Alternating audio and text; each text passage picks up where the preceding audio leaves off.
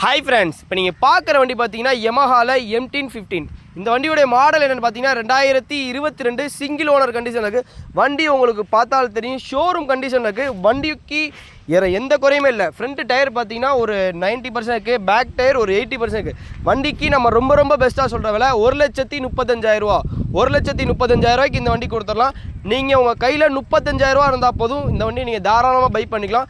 USP4 கிடைக்கிறதே செம்ம demand தான். உங்களுக்கு தெரியும், வண்டி இன்றைக்கி மார்க்கெட் எல்லாத்தையும் நீங்கள் ஃபேஸ்புக் OLX எல்லாத்துலையும் செக் பண்ணுங்கள்.